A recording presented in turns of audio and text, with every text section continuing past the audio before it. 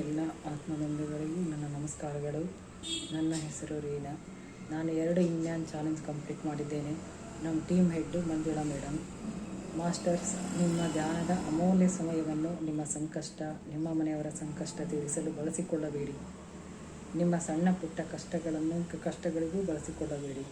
ಅದೇ ಧ್ಯಾನದ ಶಕ್ತಿಯನ್ನು ನಿಮ್ಮ ಉನ್ನತಿಗೆ ಬಳಸಿಕೊಳ್ಳಿ. ಇದರಿಂದ ಉನ್ನತ ಲೋಕದ ಅನುಭವಗಳಾಗುವುದು ಮತ್ತು ಋಷಿಮುನಿಗಳು ನಮಗಾಗಿ ಎಷ್ಟು ಕಷ್ಟಪಡುತ್ತಿರುವರೆಂದು ತಿಳಿಯುವುದು. ನಿಮ್ಮ ಧ್ಯಾನ ಶುದ್ಧವಿದ್ದಾಗ ಮುನಿಗಳು ನಮಗೆ ಎಲ್ಲ ರೀತಿಯ ಸಹಾಯ ಮಾಡಲು